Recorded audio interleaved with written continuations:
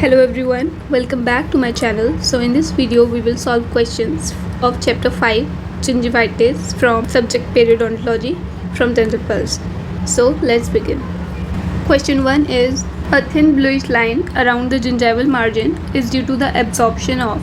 The answer is option D, lead. Thin bluish line around the gingival margin is due to the absorption of lead.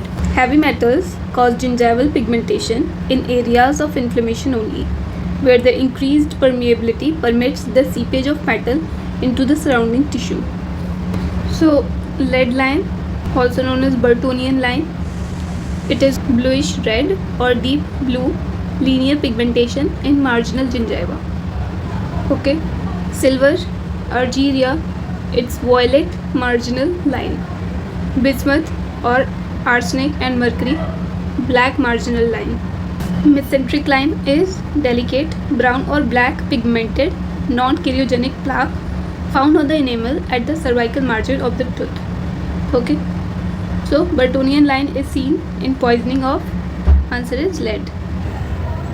Now McCall's festoons are option A, also called as Stillman's cleft, option B, due to poor oral hygiene, option C, congenital abnormality, or option D, due to trauma from occlusion. So the answer is option D, due to trauma from occlusion. Let's see its explanation. Stillman's cleft, apostrophe shaped indentations from and into the gingival margin. These are Stillman's clefts. McCall's festoons, life preserver shaped enlargements of the marginal gingiva, occur most frequently in canine and premolar areas. Both Stillman's cleft and McCall's festoons are considered to be the result of trauma from occlusion, but this association was never substantiated. They represent peculiar inflammatory changes of the marginal gingiva. Now question 3, most objective sign of gingivitis is. So the answer is option D, bleeding on probing. Most objective sign of gingivitis is bleeding on probing. The two earliest signs of gingival inflammation are increased GCF production rate and bleeding on probing. Bleeding is a more objective sign that requires less subjective estimation by the examiner. Now question 4, life-saver shaped enlargements of the marginal gingiva are called. So we have studied about it in question 2. The answer is option B, McCall's festoon.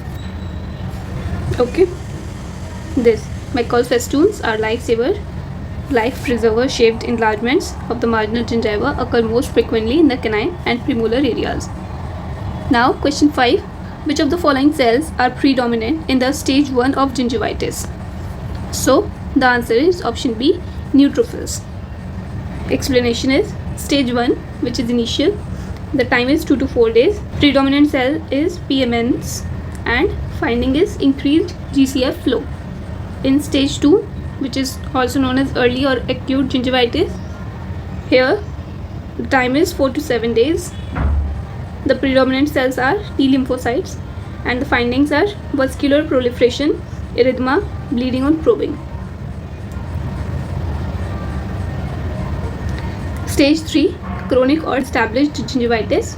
It is seen in 14 to 21 days. Predominant cell type is plasma cells. The recruitment of PMNs in stage 1 gingivitis is due to chemoattractant actions of the host system, interleukin 8 and C5a, and products derived from the biofilm lipopolysaccharide.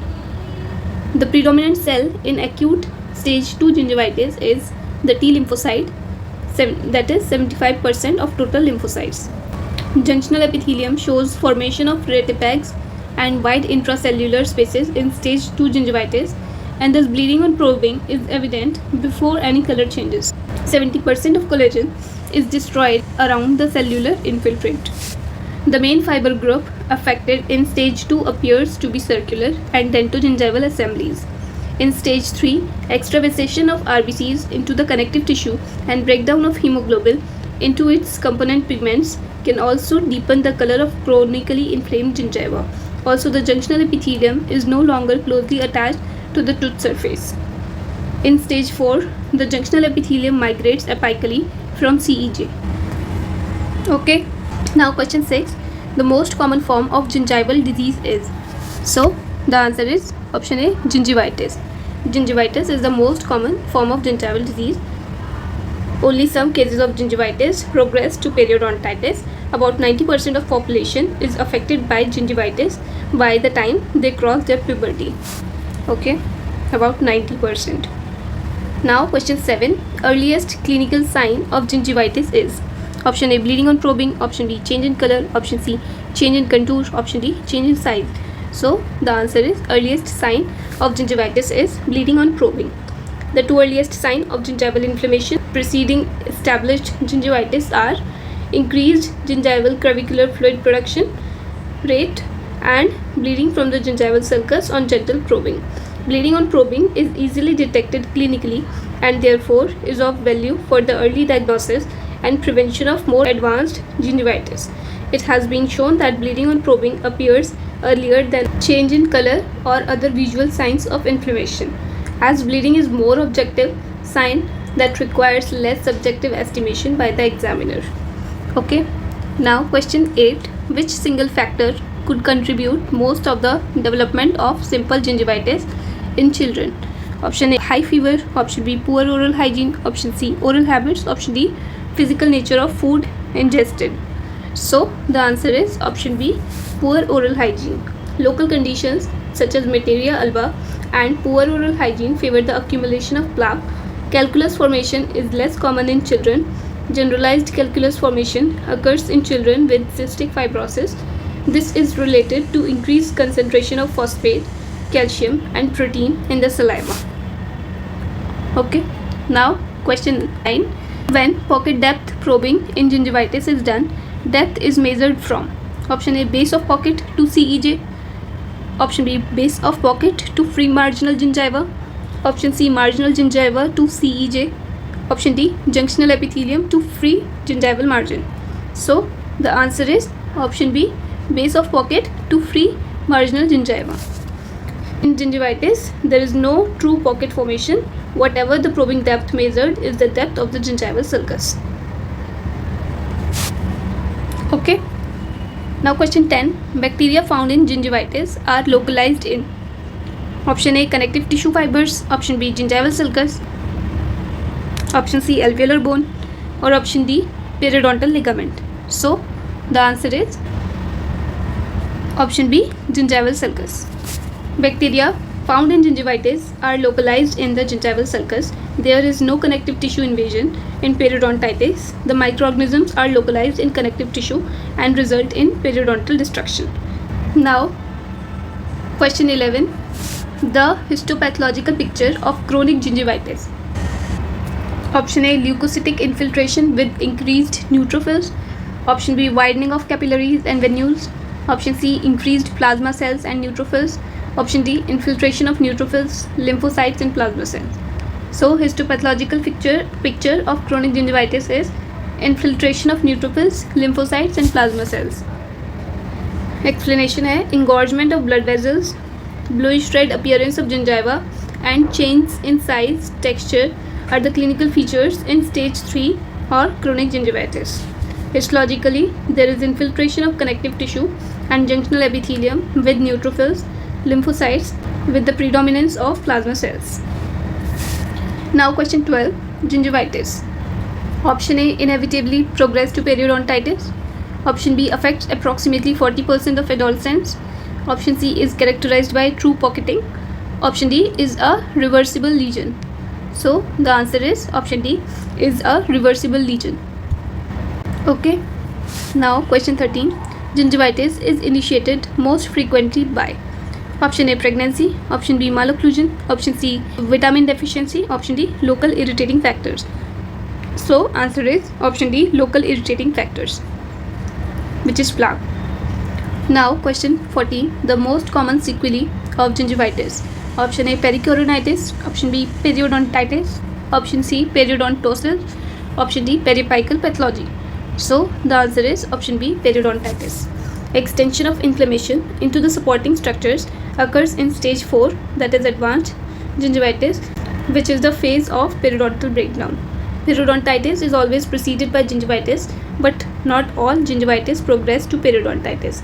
The transition from gingivitis to periodontitis occurs with increase in the number of spirochetes, motile organism, and when preponderant T cell lesion becomes a B lymphocytic lesion. Now question 15. McCall's festoon are seen in which teeth? So the answer is option B, canine and premolars. It is seen in canine and premolars. Question 16. Clinical signs of gingivitis appears in option A, initial gingivitis, option B, early gingivitis, option C, late gingivitis, option D, advanced gingivitis. So the answer is option B, early gingivitis. Stage 1 or initial gingivitis is subclinical. Erythema and bleeding on probing occurs in stage 2 or early lesion. Okay, now question 17. Which of the following is not influenced by systemic disease? Option A, periodontitis, option B, destructive periodontitis, option C, hereditary fibromatosis gingivitis, option D, chronic gingivitis. So the answer is option D, chronic gingivitis. Chronic gingivitis is not influenced by systemic disease. Option A, option B and option C are influenced by systemic disease. Okay. Now question 18. A key feature that differentiates stage 3 gingivitis from stage 2 lesion is an increase in the number of. So the answer is option B, plasma cells. We have studied it in question number 5 also. Now question 19. McCall's festoon result from option A, normal physiological process, option B, toothbrush trauma, option C, inflammation, option D, food lodgement. So the answer is option C, inflammation. McCall's festoon result from inflammation. Now question 20. Apostrophe shaped area is, answer is option A, Stillman's cleft. We have studied about it in previous questions. So the answer is Stillman's cleft. So we have done 20 questions in this video. If you like this video, please do like and subscribe to this channel. Thank you so much.